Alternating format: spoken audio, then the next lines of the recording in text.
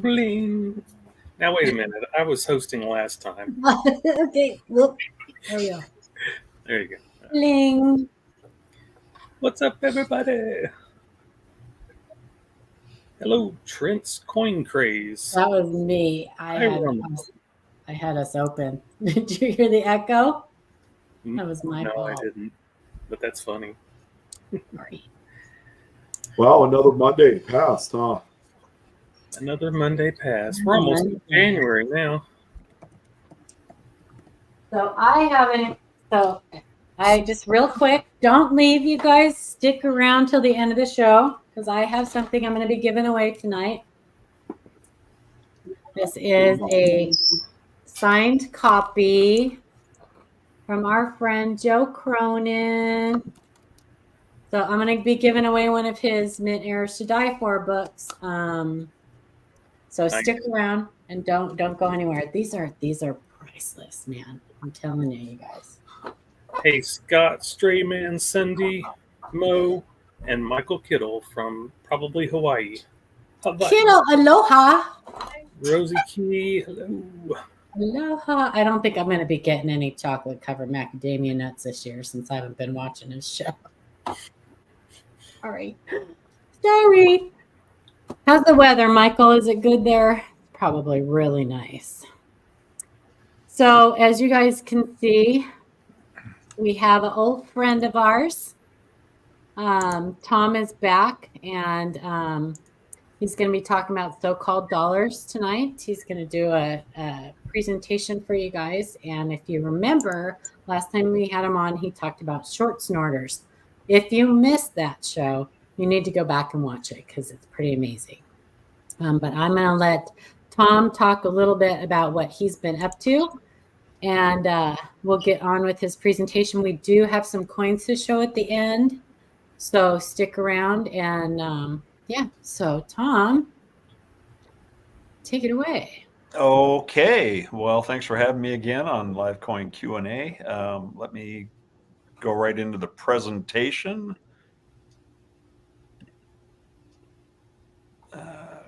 Okay. This is always the fun part. This is the fun. Now, okay, what am I doing here? Share your screen, maybe present down below. I don't have to upload a file, do I? If you have it open already on your computer, you just share that. So just present, and then it'll give you an option. Okay. You just hit share screen. And there we go. You got it? Okay. Window. Let's see. Well, let's just go the entire screen.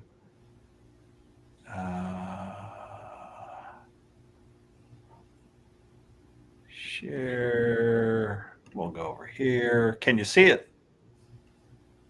There it is. Okay, let's play.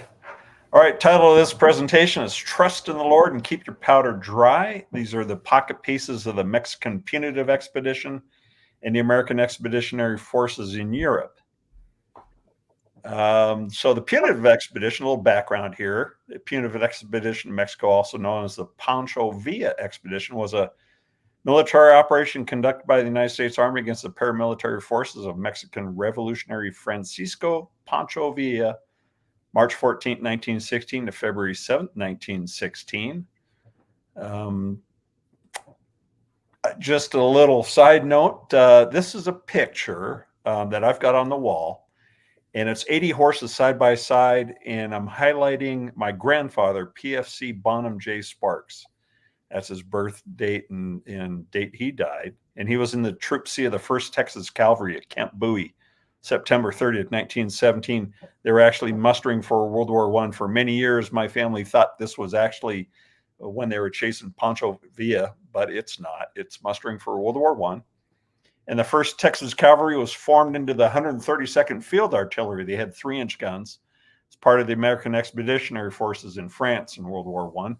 And my grandfather was what they call a teamster or a mule skinner, or he was really good with horses and mules. So this is just a shot I picked up off of Expedia or somewhere, showing what it could have looked like, with the horses and mules pulling carriages. So a little bit about the topic I'm going to talk about here. The servicemen who were called up for duty to serve purchased these tokens to carry as remembrance of their service. They were often called pocket pieces. And so 2 different major designs were used for the obverse, and the reverse had a common design, the Gobrecht Eagle, and it was standing on a shield over U.S. flag with arrows and stars in the background, and this was a symbol of a nation ready for battle. And the inscription on the reverse is a saying that can be traced back to the 17th century in England: trust in the Lord and keep your powder dry. So this trust in God, keep your powder dry, was attributed to Oliver Cromwell, who was an English military political leader and the Lord Protector of the Commonwealth of England, Scotland, and Ireland. He was a very religious man who fervently believed that God was guiding his military victories. And the Soldier's Pocket Bible was a 16-page pamphlet version of the Christian Bible carried by Cromwell's soldiers during the English Civil War. It contained 150 morale-inspiring verse quotations from the Geneva Bible, all related to war.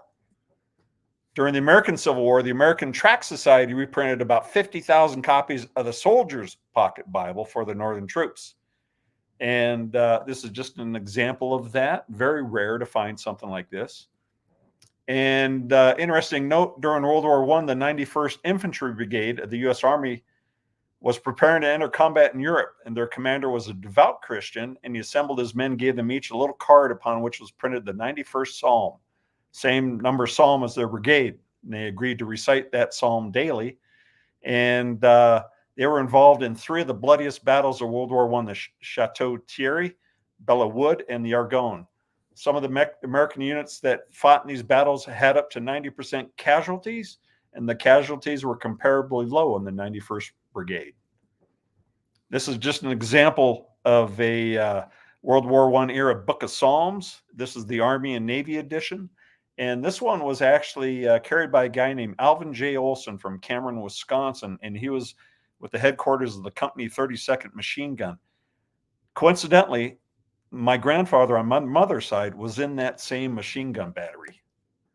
So this is an example of an exhibit I made for one of the Pacific Northwest Numismatic Association shows with the collection of these so-called dollars I had at the time, showing the ones that were for the Mexican border, the ones for World War I, and the common reverse up in the middle. So these are what they look like a little bit up close. These are the ones for the punitive expedition to Mexico. You see there's 3 different models around the obverse and 2 different obverse designs. The one on the far right, the rifleman on the horse, is the one that's extremely rare. I'll go into each one of these individually. This is the Call to the Colors, June 18, 1916, for service on the Mexican border. It's categorized as HK894C. It's 99% copper, 36 millimeters in diameter. The rarity, it has been classified as rare. This is the NGC census. When I looked a couple of weeks ago, you see the ones that have been graded are in the high AU and Mint State grades. This is my example of HK894D. It says, in memory of my Army life on the Mexican border. It's undated. It's also 99% copper with traces of silver, 36 millimeters. Again, it's rare, and the NGC census there. And then this is a close-up of the HK894E, also 99% copper, says served in Mexico with the American Punitive Expedition in pursuit of Villa, 1916. Take note of the way that 1916 date, the letter, or I'm sorry, the numbers and the style, and I'll touch a little bit on that later. It's very rare. Again, the NGC census. And then we go to the pocket pieces for the American Expeditionary Forces in Europe. 3 examples. This is the first one, HK892. It's brass, 85% copper and 15% zinc, same diameter. I didn't have any luck finding NGC census data for that one. It says service with the American Army in the World's War, 1917. This example, HK894A, service with the American Army in the World's War, 1918. Brass with gilt, again, the same composition. NGC census, only a couple. If you notice in the background of the trooper, the field behind where he's kneeling, there's nothing there. I'm just going to jump back real quick. If you see the one for the ones they're used on the Mexican border, you have some cactus in the background. Kind of an interesting little ditty there. And then this is the service with the American Army in France, 1918, HK894B. Again, the same composition. And you'll find some with gilt, some without. Again, the NGC census, fairly low on this one. And then this is the highest grade one that I've ever found. I haven't sent it in for grading. It's HK894B. I bought it off of eBay, and it was in this small little envelope from the Emmaus National Bank in Emmaus, Pennsylvania. Notated season's greetings, World War Service Peace, 1918. And it's almost full gilt.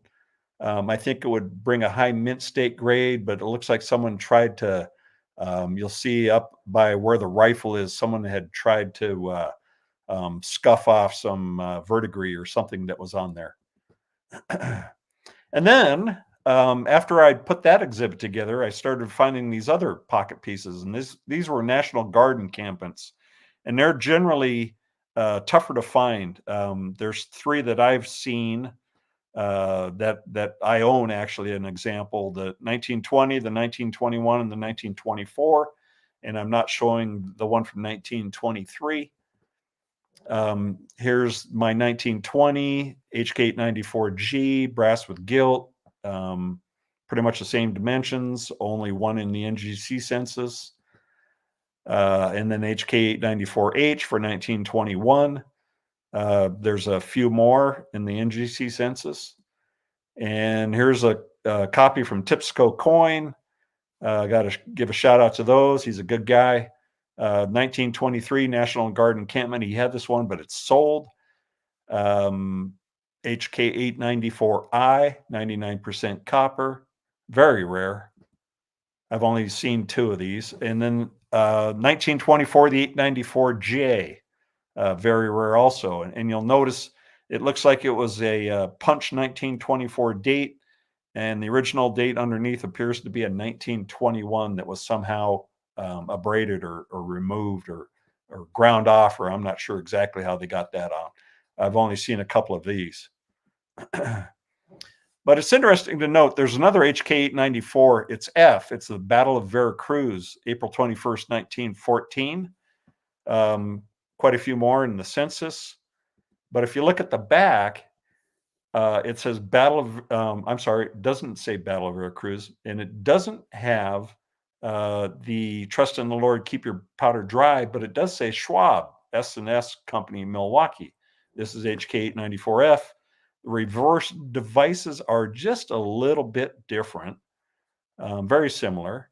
And then this is another, it's a piece I've never seen another example. I found this at one of the coin shows, and it's kind of a U.S. Army design on the front with that common design on the back of Trust in the Lord, Keep Your Powder Dry. And then here's I'm going to have 2 examples of a souvenir piece. The one actually says souvenir. It's got a height of 57 millimeters, a width of 38 millimeters overall. And this example says, in memory of my Army life on the Mexican border. It's got a brass insert that's 18 millimeters in diameter. Note the cactus. The reverse, it shows the manufacturer, H.H. Stratton, and also in that little insert, it has the Lord's Prayer. It says Chattanooga, Tennessee. And then here's a different example. It says America First, Service U.S. Army in the World's War. Same dimensions for the height and width and the diameter, but you note there's no cactus. And then the common reverse with H.H. Stratton, the Lord's Prayer in Chattanooga, Tennessee. And then here's a souvenir watch fob. Funny story about that. But it says Mexican Border Service 1916 on the front. And if you look at the digits, the 1916, very similar to the 1916 piece that had the trooper on horseback. I bought this and it was in really nice shape and accidentally put it in the wash, and it beat it up pretty good and removed the top where you'd put the strap for your watch fob. Unfortunate and very stupid. On the back, it says Raid, Columbus, New Mexico, March 9th, Glen Springs, Texas, May 6th, I don't know how to pronounce it, Ignacio, Texas, June 14th, National Guard called to the colors, June 18th, ambush at Carrizal, Mexico, June 21st, and again, at H.H. Stratton, Chattanooga, Tennessee. These are a couple of pieces I've picked up. There's a thick border and a thin border, and this says for service on the Mexican border. Very beautiful color on these.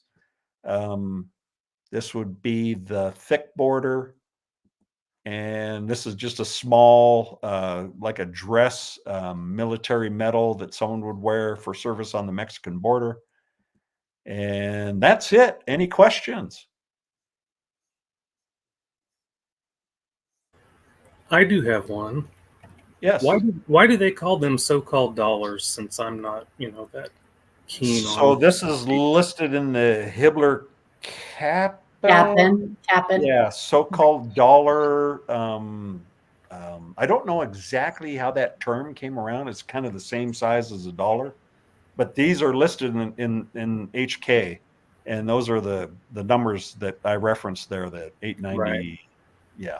So this says the term so-called dollar is credited to New York coin dealer Thomas Elder, who used the term in one of his 1912 auction catalogs for the Louisiana Purchase Exposition Silver President Roosevelt Dollar HK 308.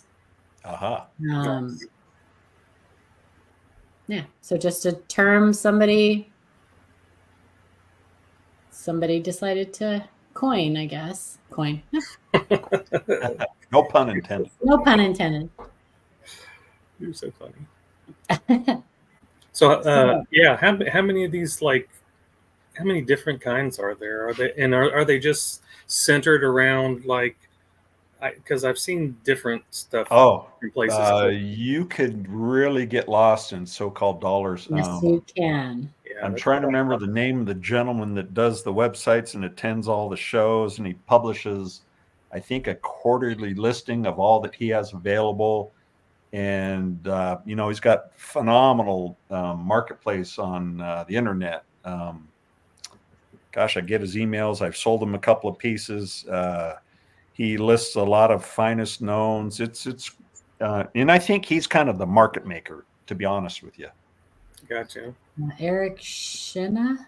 We have a question as to Jeff Shevlin. Okay. Jeff Shevlin. Yes, Jeff Shevlin. Actually, yeah, he's been on Pawn Stars several times, with so-called dollars and stuff like that.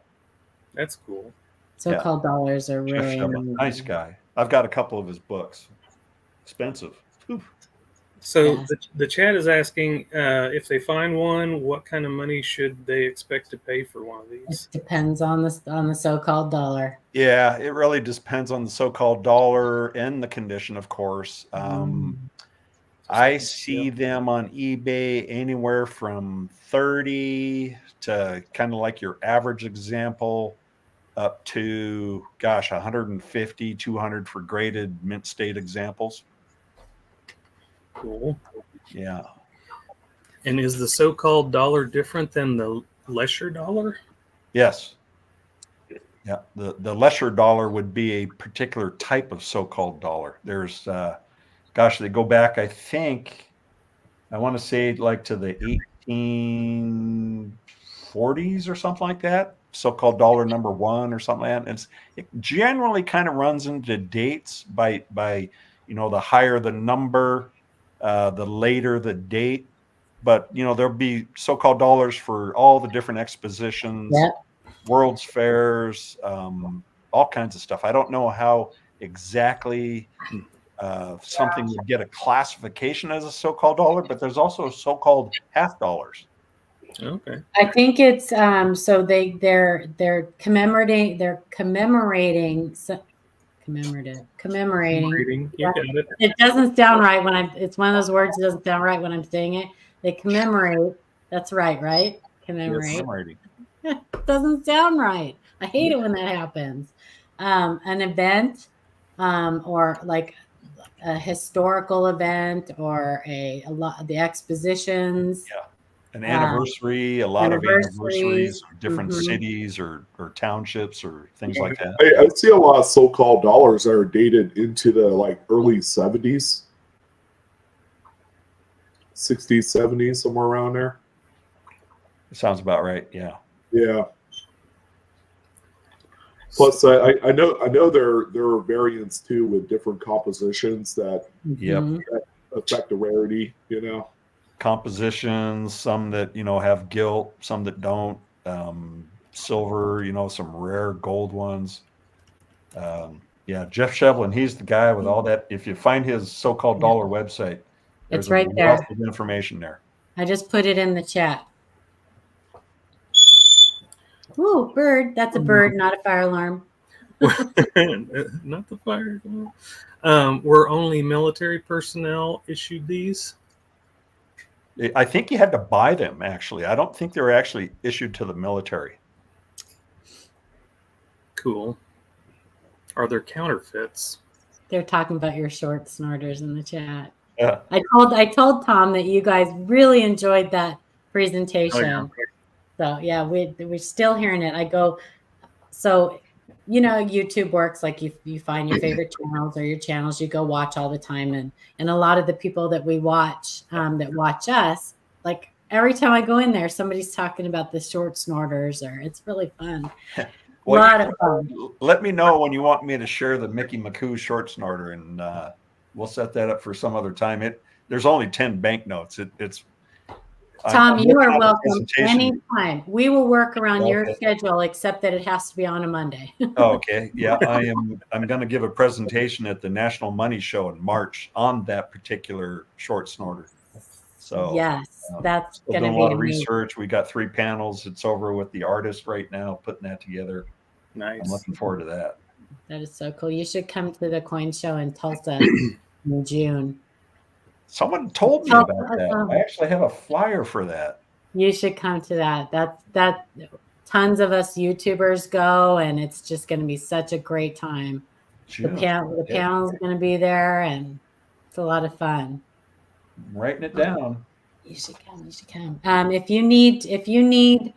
you want to set up a table there and you need the information of where to send the application and it's $200 for a table. If you want the information on all of that, let me know and I will get that to you. You probably got one. Mid-America Coins probably gave it to you. Somebody gave it to me. I had it, and I might still have it in one of the drawers here. Okay, if you don't, let me know. If you need the information on that, let me know, and I'll get that. So yeah, they were talking about giving me a free table, but hey, about 5 tables. I know.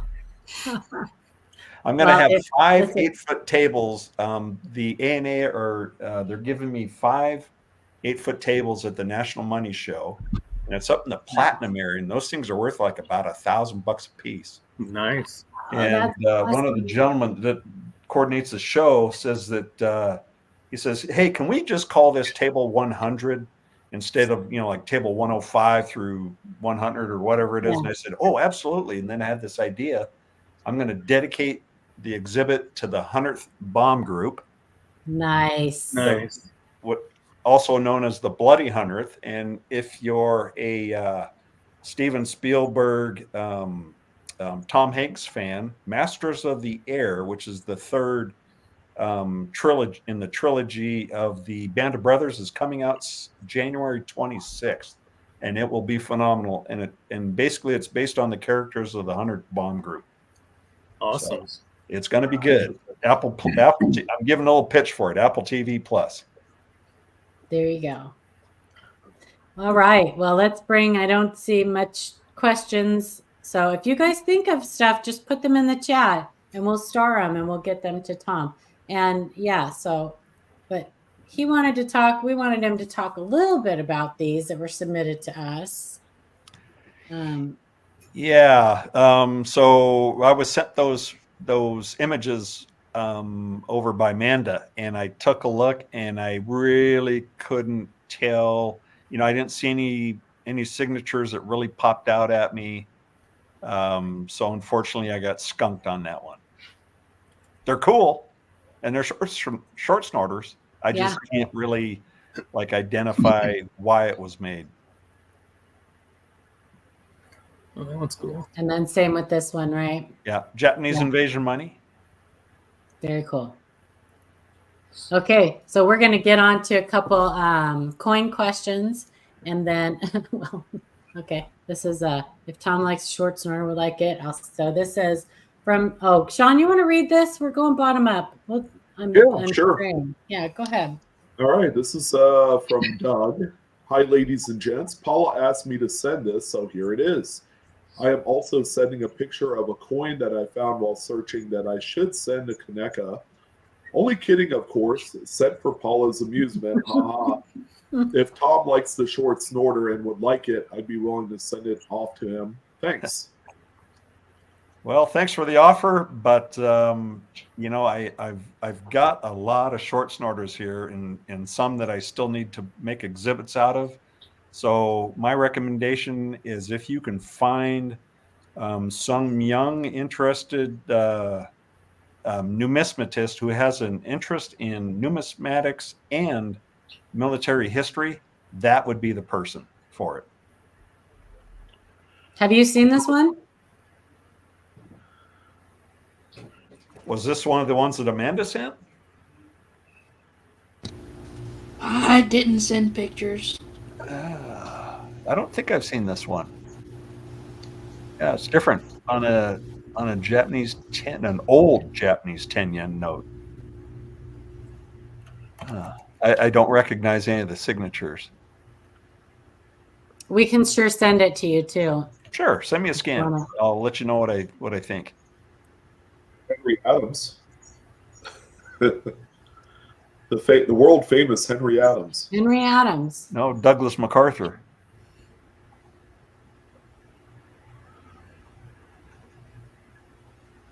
Huh. Yeah, don't recognize any signatures there. Very interesting. Oh my gosh. Okay, thanks. Thanks for the 5 on the cheek. Oh man. And the 5 on the reverse too. Yeah, thanks. Ay. We have the best viewers, I swear. Yeah, they're comical. 1845 seated Liberty half dime RPD FS 302 from Dirty Water Coins and Collectibles. I was cleaning my desk area. I love when people find things when they're just cleaning their desk. When I came across a small box of miscellaneous silver coins in my collection. When I came across this, I wasn't absolutely sure what I was looking at. The coin was in a 2x2 flip, and after I removed it, this is what I saw. The scratches are very unfortunate. I'm still stoked to have this one in my collection. There are only 1,564,000 minted. As always, I thank each of you for your help and expertise.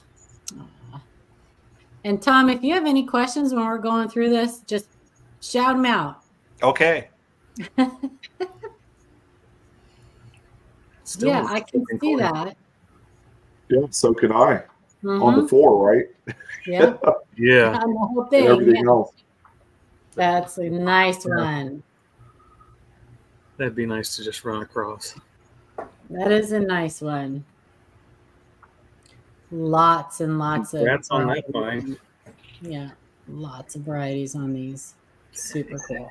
I'd be tempted to pick the crud out of the middle of the 4 and the 5 just to see what's underneath. Exactly. Well, you can use a wooden toothpick or a rose thorn. A rose thorn works best. So then you damage the teeth. You see, like, really get in there. No, I would love to see what's underneath the gunk too. Amanda.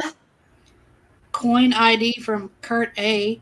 I've been hunting coin rolls for the last 4 years and have amassed a small collection of mostly mint era coins. Found this one in pocket change, bottom of wife's purse, 6 months ago. I have a couple of ideas but can't find anything comparable. I'm stumped. What do you think? Looking forward to your opinion. Fields and devices are relatively clear, but the color is fascinating and encompasses both the obverse and reverse.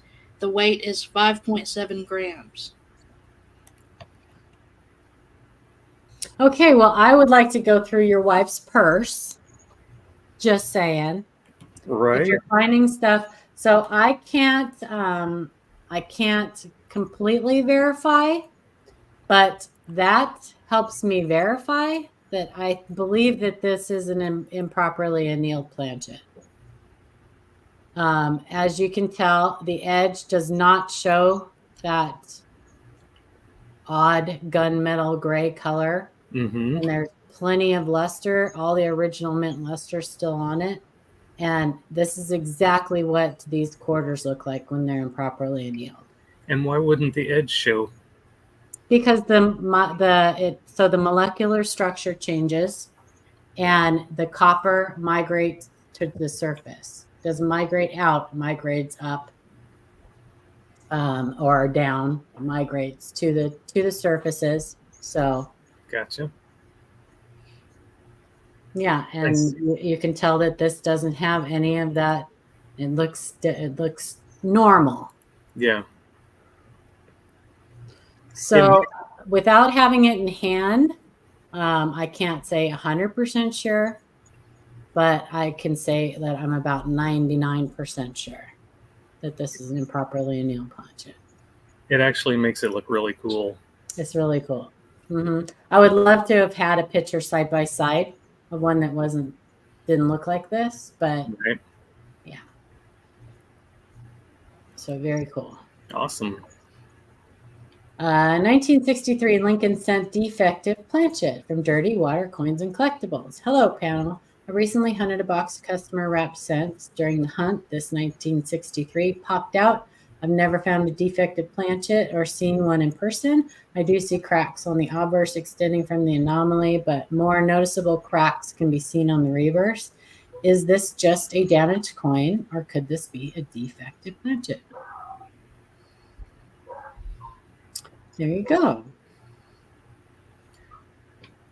I said I thought it looked like it could be a defective planchet. It is a defective planchet. Nice. Yeah, it is a defective planchet. Yep. You'd be hard pressed to replicate this in your garage. You can see that how the metal flows into it. All the metal flows into it. Felties has a question. Put it in the chat, Felties.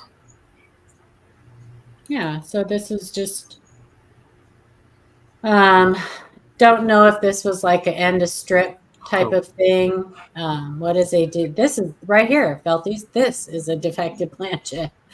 It's basically a planchet that's not pristine, a planchet that has any type of defect prior to the strike. So clipped planchets are defective planchets technically. Ragged clips, all of those are defective planchets. Improper alloy mix are defective planchets.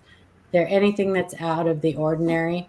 But when you can't say for sure, like if this was like some type of inclusion in it or some type of contaminant in it and it broke free, if you can't tell for sure exactly what caused it, defective planchet is just the go-to. So yeah, so this could have been an end of strip. It could have had some type of inclusion in there. We've shown blowholes before, where you get like a contaminant in, and then the pressure from the strike causes it to break, to crack, or Yeah. And it's on a good looking coin too. and it's got a little lamination there by the CE. There's a little lamination. Mm-hmm. That could very well be related to this. And it's got some goober inside of the defect there because it's circulated a little bit. Yeah.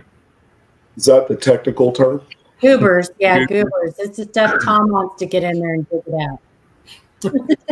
So funny thing, let's just remind everybody. So when Tom said that, Dirty Water said, I've tried that before. Yeah. If you remember, it was on that Washington crossing the Oh, yeah, that was a little bit much. through. That was a little bit much. Yeah, I've done it before. I've taken like rose thorns and toothpicks and picked at the inside of a mint mark to see if I could see an RPM and stuff. So Yeah. Is that the one that had all the original mint grease strike through? yes. Oh, okay. Yeah, that was a memorable one. That was a no. Yeah. I know. I still have nightmares about that coin. You definitely wouldn't do that today, though. So cool coin. That is sure. a cool coin. Great find. Sorry, Dirty. Mm-hmm. Sean? We have 59D Franklin $half strike through from Jim C. I have a 59D Franklin $half that appears to have a strike through on the obverse. Any ideas? Thank you. Oh, this one gives me chills. I'll give you a hint. It's not a strike through. Oh man. Easy. So this is a really nice lamination. Right. That was what I came up with. Mm-hmm. And one of the reasons being because of the striations that are in it. As much as you can also see all of the devices pretty well. Yeah, there you go. That really shows you. Yeah, that's really cool. Yeah. We've talked about these before. You can get these on any coin that's an alloy mix, any of the alloys. Nickels are huge. Nickels are great to find lamination, especially like worn nickels. Yeah. Yeah, this one's really cool. I'd like to find that other piece, that missing piece. I'd like to find that square piece there. So Ant is asking, is that on the planchet lamination before the strike? Because it looks like it's afterwards. I think this is after. Yeah. I think this was lost afterwards because you can see N is struck and the G of God and L and I. Those were struck before. And that's why they're kind of blurry, like ghost looking. And this is one that doesn't look like it had any help, really. No, I don't think so. There's no places where it looks like there's bent metal or anything like that. No, it doesn't. So it probably just fell apart, kind of like a clamshell, maybe. Yeah, it could have very well happened even in the striking chamber. Right. So. Yeah, that's pretty cool. Stuck to the die. Right. 1849 Seated Liberty half dime overdate from Scott H. I went to the coin show on the 16th of December and ran across this really nice 1849 half dime. I have been communicating with Washington University in St. Louis. I knew it was a 9/6, but could find no information on it. They contacted me today and told me that it was indeed a V2 1984, or excuse me, 18. I'm dyslexic, sorry. Numbers are hard. V2 1849/846, FAR 6 variety. He was asking $220, and I talked him down to $150. I believe I did well on this find. Keep searching, everyone. You never know what you will find. So we are not the ones to disagree with the Numismatic portal. However, we're going to disagree with them on this one, which is good news for Scott. This is actually Valentine 1. And the biggest difference between Valentine 1 and Valentine 2 is Valentine 1 touches the rock. Mm. And this one's touching the rock. So is 1 more valuable than 2? One is more scarce than 2. 1 is more scarce? Nice. Well, that's good. That's good news. Yeah. That's a good problem to have. It is a good problem to have. Yeah, we did some research on this and found out that it is not 1, it is 2. No, I mean, it's not 2, it is 1. I got it backwards. I'm dyslexic right now. I'm having a moment. See, it's going around. Sorry. It's all from that word I was trying to say that didn't sound right in my head. So, yeah, it is in great shape. It's a beautiful coin for sure. So before we go any further, though, I wanted to give a shout out to one of our young numismatists because today is his birthday. Aw. And that is JJ Gann. Happy birthday, JJ. We appreciate having you watch us, you and your dad, and hope that you have great finds this year. I believe we have a couple more things coming for JJ. So, absolutely. And Tom, as a small token of our appreciation for coming and hanging out with us and doing your presentations, we would like to send you a live coin Q&A t-shirt. Oh, I was on the live. You can say I was on the live coin Q&A, and all I got was this stupid T-shirt. So if you want to just let us know what your shirt size is, we would love to get that off to you, and then maybe send us your shipping address. oh, okay. I'll email it to you. All right, fantastic. Well, No, we want you to tell everybody right now, right here. There you go. Secrets, yeah. So awesome. Yeah. So, if Tom, do you have any questions for us? Anything? No. Were you expecting my presentation to go longer? No, not at all. We don't. Okay. The show's going about the same time as it always does. So okay. We had a ton. Oh, there's Adam. Hey, Adam. Better late than never. Better late than Right. never. No, last week we had a long show because we were off for like almost 3 weeks, and so we had a ton of coins to show. Yeah. So, but yeah, anytime you want to come back up and do a presentation, we would love to have you. Thank you so much for doing this for us tonight. Sure. You want a taste of the Mickey McCoo short snorter? Heck yeah. Okay, here we go. All right. I'll go back into present mode. Fantastic. Sweet. Happy birthday, JJ. Let's see here. I think I got to go to entire screen again. And just to remember why he's doing that, to remind everybody in chat, we have in March, we have the St. Jude's auction. So please get over to Ida Herring's channel. Make sure you subscribe to her, and she has some videos up for information on that. Okay, let me know when you can see it. Yeah, it's up. Okay, so there's 10 notes on this short snort. Well, actually, there was 18. It was an eBay auction, and there was 18 notes. There was not pictures of all the notes. There was only pictures of about maybe 6 of them, and it was being offered by this guy on eBay that said that the daughter of Mickey McCoo was selling the snorter, and I tried to see if I could get in touch with her, and she said that she had actually passed away. So it was kind of weird, this whole thing. For those of you who don't know, Mickey McCoo was General Eisenhower's orderly for the entire duration of the war. If you Google that name, you'll find that after the war, I think he worked for a hotel chain or something like that and did something with broadcasting.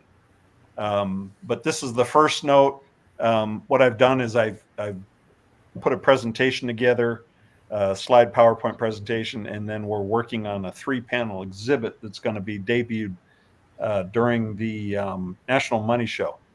But this is the first note. It says it was made in Algiers, November 25th, 1942, nicknamed Mickey. And it's signed by, just going from the top down below, by Eisenhower, his aide, Harry Butcher, and then another aide, Ernest R. Lee, and then General Mark Clark. He was pretty much the commander of the American forces up through the Italy campaign. Alfred Grunther, Benjamin Keene, Jefferson Davis. A lot of these names you might not recognize. There's some that I didn't. But high-ranking John Whiteley, Bedell Smith, Carl Spaatz, Harold Alexander, the British Army. He was famous for the battles in Egypt. Frank Knox, who at the time was Secretary of the Navy. Air Chief Marshal Arthur Tedder. And I can't see because of this little thing I got to hide somehow. Yeah. Anyways. Yeah, I'm going to go to the next one. Again, signed by Harold Alexander again. Montgomery, or Monty, very famous, very popular, wore a beret quite a bit. Omar Bradley, Admiral Cunningham, Patton is in the middle there, behind the 100 lira, right in the middle. General Garreau, Field Marshal Jan Christian Smuts, also the Prime Minister of South Africa, and the only person who had signed both the instruments of surrender of World War I and II. Ernest J. King, who rose to the rank of Fleet Admiral. Elliott Roosevelt, who was also the son of Franklin D. Roosevelt. Frederick March. There's a couple unidentified. George C. Marshall, who was the Chief of Staff of the U.S. Army. Interesting one here is Staff Sergeant Francis Flax, the tail gunner of Eisenhower's personal B-17. Walter Thompson, the bodyguard of Winston Churchill. Jan Christian Smuts again, Admiral Louis Mountbatten, General Mason McFarland, who was the governor of Gibraltar. Ruth Briggs, the secretary to General Bedell Smith. Admiral Ernest J. King. C.H. Blair, Pan American Airways, Africa. Franklin D. Roosevelt, there in that white spot in the middle. Jeannie Darrell, Harold Cartwright. And then another interesting one is Captain Hansen. I'm having a hard time reading that one because of that StreamYard sharing your screen. But anyway, Frank Sawyers, who was Winston Churchill's valet. Interesting fact that his short snorter came up for auction in 2017, and I forget what it sold for. It was like $5,000 or $10,000 or $15,000. I believe his might have been signed by Joseph Stalin, and his short snorter was signed by Mickey McCoo. General DeWitt, Master Sergeant James W. Powder. It took me forever to figure out what this one was. It was signed J.W. Powder, Master Sergeant OCS, and I discovered later that was the Office of the Chief of Staff, and he was General Marshal's chauffeur and aide. And when Franklin D. Roosevelt passed away in April 12th, 1945, at his funeral service, James W. Powder was the person that presented the flag to Eleanor Roosevelt. James Vincent Forrestal, who later became the Secretary of the Navy. Tom, I think you can hit that blue hide on that StreamYard thing, and it might make that go away. Yeah, I just can't find my cursor when I'm in presentation mode. Oh, darn. Okay. But that's okay. I'm just about done. And then Winston Churchill, General Lewis, and then last but not least, Rear Admiral Richard Byrd. So not only was he a polar explorer and a Medal of Honor recipient, he was the confidential advisor to Admiral Ernest J. King. That's good. So cool. So there you have it. Now So cool. I can hide that. Okay. Very cool. All right, there's a precursor to a presentation I'll be giving down at the ANA National Money Show in March. Yeah, Awesome. if you guys are going to be there in March, make sure that you guys check that out. Or if That's you're A&A, right? Mhm. Yeah. Yeah, Sean and I will be there, I think. Cool. Oh yeah, I didn't know you guys were going. Yeah. Nice. Snoopy-doo. Great once a year short snorter. Funny you should say that, Snoopy. This is our live coin Q&A short snorter from 2 years ago, Tulsa. I don't know if it really counts as a short snorter, but it's a signed silver cert. So it's funny you say that. I was on a business trip, and I was with this very nice young man that works for the company I work for, and I was talking about my hobby and my passion, and I had to get out my short snorter and start like showing him this, and we were out at dinner, and I was doing this on the table, and the waitresses came over and were watching it. It was just hilarious, Now he wants to make one, so there's a. Nice. I think one of the interesting short snorters, there's one here for the Vancouver chapter of the International Banknote Society. And I gave a talk to them. Gosh, it's been probably about 7 or 8 years ago.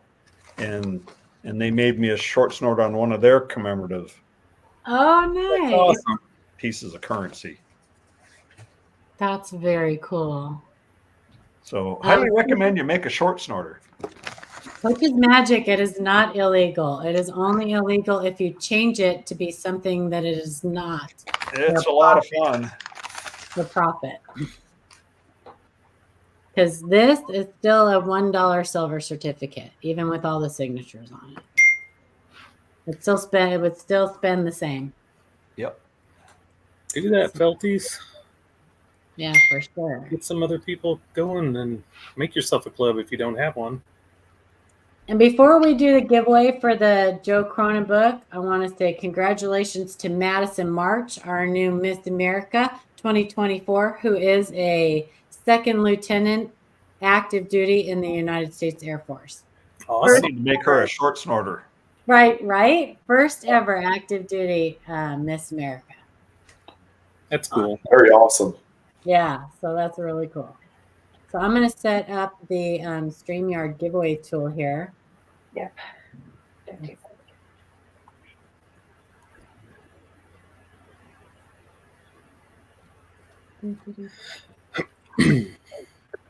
And Shannon, if we can keep an eye out for any questions. We'll chat. Yeah, I'm watching. William said we should sell some short snorters at our shows that we attend, like Tulsa. I don't know, we're not like famous or nothing. Listen, we've had our T-shirts for 6 years, and we still haven't sold out of those. Come on. Let's see, there it is. Giveaway page. There it is. I have to look for it every single time. Is this the original or is this the second edition? Huh? Is this the original or is this the new edition? T-shirt? No, the Joe Cronin book. Oh, so this is the third edition, I Third think. edition. Oh my goodness. Yeah, it is the third This is yours. edition, and it is signed. It says best wishes, Joe Cronin. He signed it on 11/11/23 Veterans Day. So thanks, Joe. Snoopy keep an eye said on- we're famous heroes in our hobby in his book. So thank you, Snoopy. Okay. Hey, Roseanne had a question for Tom Okay. regarding the short snorters. So the ones presented in the last stream, are any of them for sale? Is what she's asking. Tom. No. I figured as much. I just, But there are No, but there. I've been thinking about actually, I've got a lot that I'll probably never make an exhibit out of. I've been thinking about selling off some of those and just don't really know what venue to use.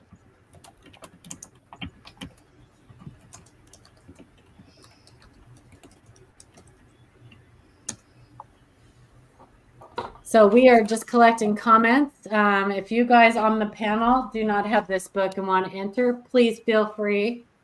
Tom, I don't know if you have chat open or if you can type in chat, but this book is amazing. Joe Cronin is a great friend of the channel. I love him and his family dearly. And he's got a new book that's going to be coming out soon on Henning Nichols. So yeah, want to we're going to get some of those to give away too. And if you haven't seen that edition or that episode where we had Joe on talking about the Henning Nichols, go back and look for that one because that was great information and fun to hear him talk about those. Get in your hashtag short snorter. So, Noah, what's that all about? What's all hashtag short snorter? Yeah. So that is StreamYard's giveaway tool. Oh. It just makes it super easy for us to do when we do like book giveaways and stuff. Every month we give away an ANA membership. They just type it in, hashtag short snorter, and it grabs their comment, and then it'll do a random picker. Oh, cool. Yeah. Yeah, picks a name from chat, basically. Yeah, it's super easy. That book is heavy, man. All right, you guys, I'm going to give it about 30 more seconds. Get your hashtag short snorters in. Maybe that's a good way to liquidate some of my extra collection. Yeah, do giveaways for sure. Feel free if the next time you're on, if you want to do that on our channel, that'd be more than welcome. Or you could do it at, I guess you could do it at the shows that you go, the ANA show. They probably have youth. They probably have YNs there. Yeah. And they probably do a YN auction. I bet you could donate some of those to the YN auction. At the, I think it was the 2018 ANA show in Portland. We did how sometimes at the ANAs they'll put like 1909 SVDB or 14D penny into circulation in the community? Yeah, the Great American Coin Hunt. Yeah. Well, I did 3 short snorters in a books. Let's see, what did I do that at? One was I put one in a bookstore in Portland in a book. And I forget where I put the other 2, but I put 3 that were kind of cool out there for, the public to find. That's awesome. All right, you guys, I'm going to draw it. Good luck, everybody. Good luck. 3, 2, 1, drop.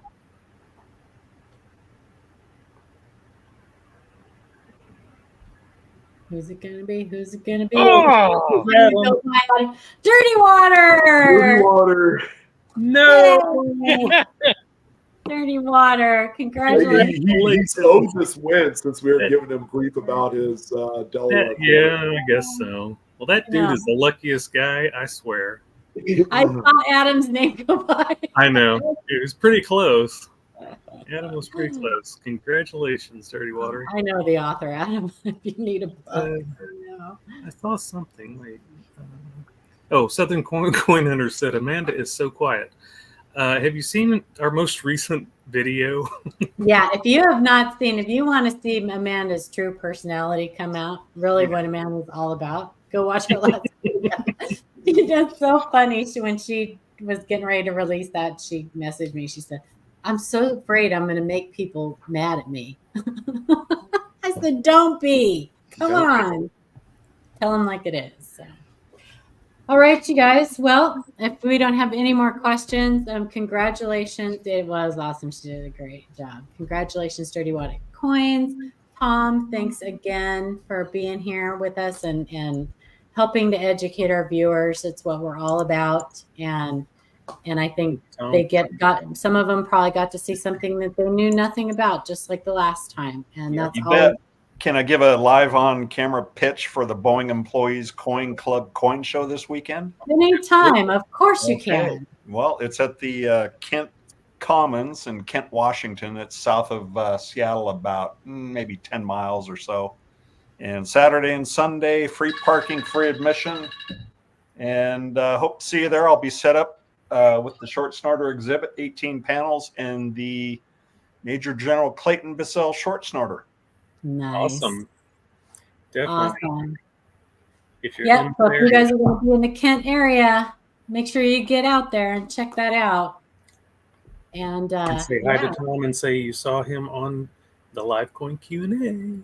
that's right. Tom, we will get a hold of you and get you on here again to finish up that presentation.